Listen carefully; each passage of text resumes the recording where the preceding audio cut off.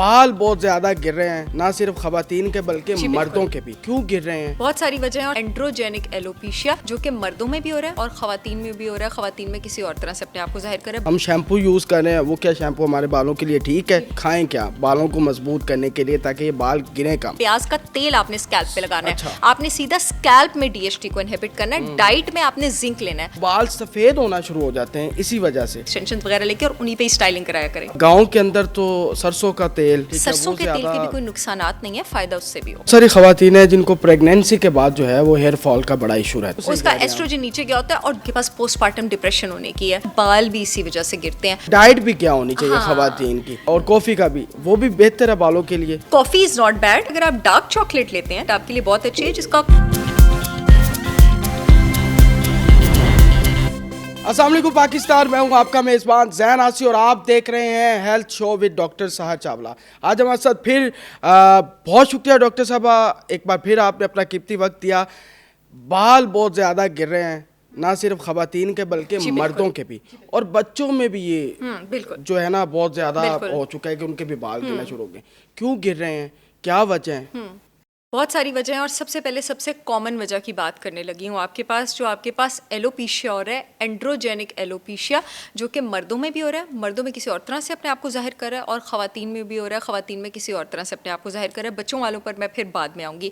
Androgenic का मतलब है, लफ्ज़ एंड्रोजन से निकला है, यानी मेल हार्मोन। एलोपेशिया का मतलब है गंजपन। मर्दों में तो ये पूरा कंप्लीट गंजपन कर रहा है, और जो ख़वातीन है उनमें आपके पास पैचेस में बाल्डनेस आ रही है, यानी पैचेस में गंजपन आ रहा है। और ये आ रहा है आपके पास, आपके स्कैल्प में एक बड़ा स्ट्रॉन्ग फॉर्म ऑफ टेस्टोस्टेरॉन होता है, डाईहाइड्रोटेस्टोस्टेरॉन, डीएचटी, उसकी एक्सेस से। अगर आप उन सारे मर्दों का जो अपने मिड 30s में गंजे हो जाते हैं डीएचटी लेवल करवाएं, तो मैं लिख के देती हूँ उनका डीएचटी लेवल रेज्ड आएगा। इसमें तो कोई गुंजाइश ही नहीं है। आपका डाईहाइड्रोटेस्टोस्टेरॉन लेवल, अब डाईहाइड्रोटेस्टोस्टेरॉन आपके पास क्या है, इसका लेवल बॉडी में एक सर्टेन हद तक होना चाहिए। जब इसका लेवल आपके स्कैल्प में ज़रूरत से ज़्यादा जाता है, ये आपके हेयर फॉलिकल का सांस घोंटना शुरू कर देता है। समझ रहे हैं आप? उसको सफोकेट करना शुरू कर देता है और आपका हेयर फॉलिकल नीचे गिर जाता है। उसके साथ साथ आपके पास ये बॉडी में एक और तरह की सफोकेशन भी करता है। ये आपके पास जो हेयर की हर चीज़ जो भी बॉडी में ग्रोथ है, उसका एक साइकिल होता है ना। हेयर का जो आपका एक रेस्टिंग फेज़ होता है, टीलोजन एफ्लुएम, ये उसमें हेयर्स को ज़्यादा देर हेयर का जो फॉलिंग फेज़ होता है, हर हेयर का फॉलिंग फेज़ होता है, उसको ज़्यादा देर रोक देता है टीलोजन एफ्लुएम में, और आपका हेयर फॉल जो है वो ख़त्म ही नहीं होता। डाईहाइड्रोटेस्टोस्टेरॉन ज़्यादा होने की वजह मोस्टली आपके पास आपके पास इंसुलिन रेजिस्टेंस, अगर आपके पास ख़वातीन में ज़्यादा हो, अगर ख़वातीन में इंसुलिन रेजिस्टेंस ज़्यादा हो तो उनकी बॉडी में टेस्टोस्टेरॉन ज़्यादा हो जाता है। मर्दों में भी ज़्यादा हो तो उनकी बॉडी में भी डीएचटी ज़्यादा हो जाता है। क्यों? क्योंकि ये डीएचटी ज़्यादा होने से पहले एक ख़ास तरह का एस्ट्रोजन मर्दों में और ख़वातीन में ज़्यादा होता है इंसुलिन रेजिस्टेंस की वजह से, जिसकी वजह से इस डीएचटी के लेवल ज़्यादा होना शुरू हो जाते हैं। अब हमारे पास मार्केट में जितने भी इलाज और जितनी भी मेडिसिन मौजूद है ना, जो फार्मास्यूटिकल इंडस्ट्री में मौजूद है, वो सारे के सारे आपके पास डीएचटी इनहिबिटर्स हैं। अब ये सारी मेडिसिन कर क्या रही हैं, मैं आपको बताऊं। एलोपैथी की जगह आप नेचुरोपैथी में इसका इलाज कैसे कर सकते हैं। ये सारी की सारी मेडिसिन आपके पास उस एंजाइम को रोकती हैं जो डीएचटी को बनाते हैं। उस एंजाइम का नाम होता है 5-अल्फा रिडक्टेज। अगर मैं आपको बता दूं कि नेचर में ऐसी चीज़ें मौजूद हैं जो ईजीली 5-अल्फा रिडक्टेज को इनहिबिट कर सकती हैं और आप गंजपन से आज़ादी हासिल कर सकते हैं, तो ये क्या ही बात होगी। आपको सबसे आसान चीज़ बताऊं जो नेचर में 5-अल्फा रिडक्टेज इनहिबिटर है, वो आपके पास प्याज है। प्याज। और इसीलिए मेरी ब्रांड होलिस्टिक विजडम बाय सहर चावला ने इस एपिसोड के लिंक के कैप्शन में भी लिंक मौजूद होगा। मेरे ऑफिशियल पेज डॉक्टर सहर चावला पे भी आप मेरे प्रोडक्ट्स का लिंक देख सकते हैं। मैंने 100% SLS free, detergent free, chemical free प्याज का तेल और इसी तरह मेरा प्याज का शैम्पू है वो लॉन्च किया है। नेचर के 2 सबसे स्ट्रॉन्ग डीएचटी इनहिबिटर्स हैं आपके पास अल्फा रिडक्टेज, एक है प्याज, दूसरा है रोजमेरी। मैंने रोजमेरी का शैम्पू और ऑयल भी लॉन्च किया है, प्याज का शैम्पू और ऑयल भी लॉन्च किया है। पाकिस्तान की सारी रेगुलेटरी अथॉरिटी से अप्रूव्ड हैं। ये ठप्पे लगे हैं, पूरे मुल्क में शिपमेंट हो रही है। 3-4 महीने आप इसको इस्तेमाल करें, लगेगा आपने बाल ब्लो ड्राई किए हुए हैं। 2 बार हफ्ते में आपने प्याज का शैम्पू और ऑयल इस्तेमाल करना है, 1 बार आपने रोजमेरी का शैम्पू और ऑयल इस्तेमाल करना है, और आपने 4 से 5 घंटे इसको सर पे रखना है। अदरवाइज तो हम ऑयल को 2 घंटे रखते हैं, इसको आपने कम से कम 4 से 5 घंटे रखना है। बेशक आप इसको ओवरनाइट भी रखें, आपके स्कैल्प में डीएचटी लेवल्स नीचे जाना शुरू हो जाएंगे। आपका जो हेयर है वो फॉलिंग फेज में रुकने की जगह ग्रोथ फेज़ में आ जाएगा। और उसके साथ साथ आपको अपनी डाइट में भी कुछ चीज़ों का ख्याल करना है, वो अलग है, अगर आप कहें तो मैं बताती हूँ। जी जी बिल्कुल। अच्छा जी। मैं वही कह रहा था कि डाइट का भी बताना है और रोज़मर्रा जो हमारी ज़िंदगी गुजारने के तरीके हैं, हम शैम्पू यूज़ कर रहे हैं, वो क्या शैम्पू हमारे बालों के लिए ठीक है? जी बिल्कुल, मैं बताती और हूँ। बालों को कितने दिनों बाद धोना चाहिए? डेली धोना चाहिए शैम्पू के साथ, ठीक है? और एक और मिथ है, वो भी मैं, बल्कि वो मैं अगला सवाल वही करूँगा। ये बता दें कि हम खाएं क्या बालों को मजबूत करने के लिए, ताकि ये बाल गिरें कम? आपके पास जब हेयर फॉलिकल्स गिरते हैं, हेयर फॉलिकल सफोकेट होता है, वो सोजिश की वजह से सफोकेट होता है। तो इसका मतलब है आपने खाने में वो चीज़ें लेनी है जो एंटी इन्फ्लेमेटरी हो। नेचर का सबसे स्ट्रॉन्गेस्ट एंटी इन्फ्लेमेटरी विटामिन आपके पास विटामिन डी है। अपने विटामिन डी लेवल्स का आपने ख्याल रखना है। हमने एक बार पहले भी बात की थी कि विटामिन डी के बेशक आप इंजेक्शन लगवा लिया करें, क्योंकि सनलाइट से तो इतना इनफ एक्सपोजर होता नहीं है। और उसके साथ साथ जिंक एक ऐसा मिनरल है जो अगेन, जो ये प्याज और रोजमेरी जिस एंजाइम के इनहिबिटर है ना, जिंक भी उसका इनहिबिटर है। जिंक आपके पास सबसे ज़्यादा रेड मीट में होता है और शेलफिश में होता है। उसके साथ साथ आप चाहें तो जिंक का synthetic supplement zinc gluconate 20 milligram आप सैलेड डेली में प्याज एट ज़्यादा स्टमक ले यूज़ सकते करें? हैं। सैलेड में प्याज नहीं यूज़ करना, प्याज का तेल आपने स्कैल्प पे लगाना अच्छा। है। आपने सीधा स्कैल्प में डीएचटी को इनहिबिट करना है। डाइट में आपने जिंक लेना है, वो आपने रेड मीट से लेना है। डाइट में आपने विटामिन डी लेना है। डाइट में आपने ओमेगा 3 लेना है। आपने अपनी बॉडी में इन्फ्लेमेशन नीचे करनी है। ओमेगा 3 आपके पास अंडे की जर्दियों में मौजूद है। ओमेगा 3 आपके पास फिश में मौजूद है, रेड मीट में मौजूद है, देसी घी में मौजूद है। चाहे तो बेशक मेरा देसी घी आप मंगवाएं। ओमेगा 3 आपके पास नारियल के तेल में मौजूद है, जैतून के तेल में मौजूद है। चाहे तो आप बेशक मेरा आप नारियल का तेल मंगवाएं, आप जैतून का तेल मंगवाएं, लेकिन इन फैट्स को अपनी डाइट में इंक्लूडेड रखें। आपने अपनी डाइट में कोई भी कॉर्न ऑयल नहीं लेना, कैनोला ऑयल नहीं लेना, कॉटन सीड ऑयल नहीं लेना। ये सारे के सारे ऑयल, सनफ्लावर ऑयल, ये सारे के सारे ऑयल इन्फ्लेमेटरी हैं, बॉडी में आपके पास टोटली इन्फ्लेमेटरी कंडीशन बढ़ाते हैं। और आपकी डाइट में बहुत सारी हरी सब्जियां होनी चाहिए, बहुत सारे क्रूसीफेरस वेजिटेबल्स होने चाहिए, क्योंकि वो भी आपके पास डीएचटी को इनहिबिट करते हैं। फाइबर भी है उसमें, बहुत ज़्यादा फाइबर है। तो फाइबर क्या करता है, आपके गट को फीड करता है, आपके गट की जो प्रोबायोटिक्स की हेल्थ अच्छी होगी, आपकी बॉडी में इन्फ्लेमेशन नीचे होगी। इसके साथ साथ अपनी नींद का बहुत ख्याल रखें और कोशिश करें कि आप वर्जिश करें। जब आप सोते अच्छा हैं तो आपके जिस्म में जो कॉर्टिसोल है, कॉर्टिसोल अगर बॉडी में ज़रूरत से ज़्यादा हो तो आपके पास सोजिश होती है, इन्फ्लेमेशन होती है, तो कॉर्टिसोल के लेवल्स जो हैं वो भी आपके पास नीचे रहते हैं। तो in that case you feel better. Biotin, vitamin B7, इसका आप सिंथेटिक सप्लीमेंट भी ले सकते हैं around initially 1000 mcg per day for 1 और 2 मंथ्स। उसके बाद आप इसको कॉन्टिन्यूसली लेते नहीं रहते हैं, क्योंकि अक्सर बायोटिन की कमी से भी आपके पास हेयर फॉल होता है। आप उसके बाद हमेशा अपनी प्रिस्क्रिप्शन को रिन्यू करवाते हैं। ये भी एक ऐसा सप्लीमेंट है जो आप इंक्लूड कर सकते हैं। और हेयर फॉल की एक बहुत बड़ी रीजंस हैं जो लोगों को नहीं पता। 2 रीजंस एक्चुअली। अगर आपका थायराइड ठीक काम नहीं कर रहा ना, आप हाइपोथायराइड है, थायराइड आपका फंक्शन नहीं है। फॉर एग्जाम्पल, अगर मेरे पास कोई पेशेंट आके बैठे और वो कहे कि मुझे हेयर फॉल भी है, मुझे कब्ज़ भी है, मेरी आईब्रोज भी थिन हो रही हैं, मेरा वजन भी बढ़ रहा है और मुझे डिप्रेशन भी रहती है, तो मैं तो कह दूंगी कि भाई अपना थायराइड चेक कराओ, हाइपोथायराइड है, ठीक है। अब अगर आपको हाइपोथायराइडिज्म की वजह से हेयर फॉल है तो ये प्याज और रोजमेरी शैम्पू के साथ साथ आपने selenium 200 microgram supplement daily empty stomach लेना है और जिंक ग्लूकोनेट भी लेना है जो मैं आपको बता रही हूँ, और विटामिन डी भी लेना है। अच्छा, अब थायराइड कम होने की एक और भी बड़ी अजीब वजह होती है ख़वातीन में। ख़वातीन में अगर एस्ट्रोजन टॉक्सिसिटी, हम फॉल्स एस्ट्रोजन पे बहुत बार बात कर चुके हैं, वो ज़रूरत से ज़्यादा हो जाए तो वो थायराइड के फंक्शन को सप्रेस करती है। एस्ट्रोजन भी अगर ज़रूरत से ज़्यादा हो जाए तो डीएचटी ज़्यादा होता है, थायराइड भी नीचे चला जाए तो डीएचटी ज़्यादा होता है। तो जब तक हम एस्ट्रोजन टॉक्सिसिटी को डील नहीं करेंगे, थायराइड को डील नहीं करेंगे, तो आपका हेयर फॉल डील नहीं होगा। और सबसे बड़ी बात, स्ट्रेस। जिस इंसान की ज़िंदगी में टेंशन होगी, जिस इंसान की ज़िंदगी में स्ट्रेस होगा, अक्सर मेरे पास जब पेशेंट्स आते हैं ना जिनको ऑटोइम्यून डिजीज़ हो जाता है, ऑटोइम्यून डिजीज़ अक्सर हेयर फॉल के साथ आता है। मैं जब भी इंक्वायर करूँ, आप यकीन करें जैन, किसी के यहाँ कोई जॉब लॉस हुआ होता है या कोई पर्सनल हादसा हुआ होता है, स्ट्रेस के बगैर रह ही नहीं दौर इंसान ऐसे सकता। दौर पहले भी स्ट्रेस वाला था, हमेशा है। देखिए जी, जब तक ज़िंदगी है तब तक चैलेंजेस हैं। आपको अपने चैलेंजेस मैनेज भी करना है और आपको उसके बीच में मज़ा भी करना है। यही तो फिर आप वरना आप क्या खिलाड़ी हैं फिर, ठीक है। आपको उसको मैनेज भी करना है और आपको लाइफ को एंजॉय भी करना है। लेकिन अल्लाह ना करे, कुछ स्ट्रेसेस वाकई ऐसे होते हैं कि हर इंसान थोड़ी देर के लिए अपना ट्रैक लूज़ कर देता है। जैसे मेरे पास जो क्लाइंट्स आते हैं ना जिनको ऑटोइम्यून डिजीज़ या स्ट्रेस की वजह से हेयर फॉल हुआ होता है, कोई डेथ हुई होती है किसी अपने की, कोई डिवोर्स, कोई जॉब लॉस, कोई बहुत बड़ा हादसा हुआ होता है, तो उसके बाद भी आपके पास जो आपका हेयर फॉल है वो बहुत ज़्यादा स्वेयर हो जाता है। उसको मैनेज करने का भी यही तरीका है कि आप अपनी न्यूट्रिशन के थ्रू, मेडिटेशन के थ्रू, स्लीप के थ्रू, एक्सरसाइज के थ्रू उसको ठीक करें। और जो आपके रिजल्ट्स होते हैं ना, जैसे हार्मोन के रिजल्ट आने में टाइम लगता है 3-4 महीने। जैसे मैंने आपको आपको कहा अगर आप मेरे प्रोडक्ट्स इस्तेमाल करेंगे रिजल्ट आने में 3-4 महीने लगेंगे।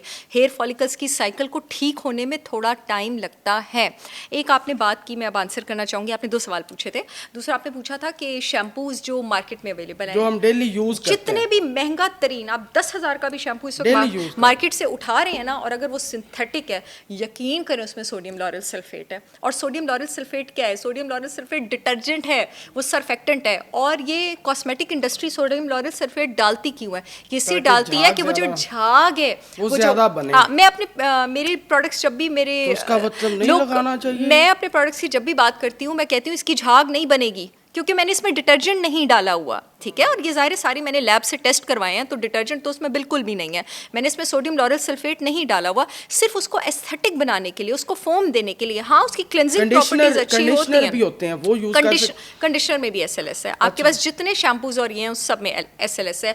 आपको SLS फ्री शैम्पूज यूज करने अगर आप अपने बाल बचाना चाहते हैं, मेरे मिलते हैं, मेरी ब्रांड के हैं, होलिस्टिक विजडम बाय सार चावला के, पूरा पाकिस्तान खरीदे। मैं आ गई हूँ अब आप लोगों के लिए, आपको शैम्पूज की वजह से जो हम यूज कर रहे हैं झाग बनाने के लिए, तो वो झाग मैं यही कहती हूँ, मेरे शैम्पूज की झाग नहीं बनेगी क्योंकि उसमें डिटर्जेंट नहीं है, लेकिन मेरे शैम्पूज आपके बाल बचा लेंगे। और वो नहीं बचाएंगे। हम जो डेली शैम्पू यूज कर रहे हैं उससे भी हमारे बालों को बड़े ज्यादा नुकसानात का सामना, और डॉक्टर साहब ने बता दिया। डॉक्टर साहब, गांव के अंदर बाल जब भी गिरते हैं खवातीन के या बच्चों को जब भी बचे, ये सर पे दही लगाने का रवाज होता है। अच्छा रवाज अंडे है। के साथ। अच्छा रवाज है, बहुत अच्छा रवाज है। दही के साथ अगर दही लगाई जाए, दही और अंडा प्रोटीन है, बहुत अच्छा रवाज है। बल्कि उसके साथ आप एक और चीज़ भी इंक्लूड कर सकते हैं, the richest source of vitamin C on this planet. लोग समझते हैं कि नींबू और ऑरेंज है, नहीं, आंवला है। मैं बल्कि ये मास्क बनाती भी होती हूँ, मेरा आंवला पाउडर भी है। आप 1 टीस्पून आंवला पाउडर लें, ठीक है, 1 टेबलस्पून आप इनमें से कोई भी ऑयल लें, आप दही लें, आप अंडा लें, और आप हर 2 से 3 दिन बाद उसका मास्क बना के लगाएं। दही एंड अंडा इस प्रोटीन। हमारे बाल क्या है? वो प्रोटीन है, ये प्रोटीन के स्ट्रैंड्स हैं। विटामिन सी क्यों चाहिए इसके लिए?